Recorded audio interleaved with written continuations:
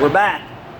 So this one vehicle that's in my shop right now was here, and we were told that we were too much money to fix the car. And now it's back. So let me tell you how this started. We looked at the exhaust, we did a safety inspection, we said this is what the car needs. So today, I haven't seen this car for almost a year, but it's back with a temp tag on it. I go out to the car, I start it up, the belt's squealing, the engine light's on, it clicks between gears. Check engine light has EVAP codes. The exhaust system, I assure you, was a way better job that I was going to do for this guy than he was. And he said, Holt, just take it to his cheap guy. Well, here's what your cheap guy got here. Ready? Emissions tampering. Emissions tampering.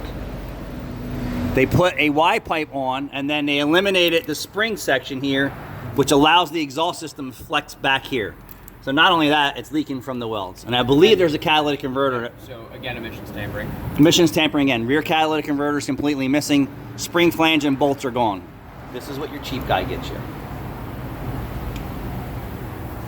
Yeah, I didn't even get into that part of it yet. So multiple different pieces of crap welded together here. So I have to laugh when I see this kind of shit. But they'll take it to their cheap guy. Well, I don't want to even get into that part, the incriminating evidence of that. I just want to get into what your cheap guy is getting you, right? Yeah. What your cheap guy is getting you is potentially getting you in trouble.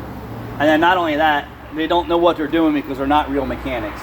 You don't take a flex section or a pivot point of an exhaust system out because it only breaks everything else.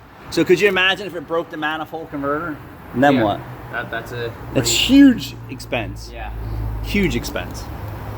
And that does happen. So if they were in Pennsylvania and I was doing an inspection on this, I would definitely fail it for emissions tampering. Yeah. So I would require this shit to come out, and either they go through a drive cycle and come back and see what we got, or I would just fail it immediately knowing why they did that. And then this is missing emissions component, plus does not meet the original design of the vehicle, so this would fail too because this is required.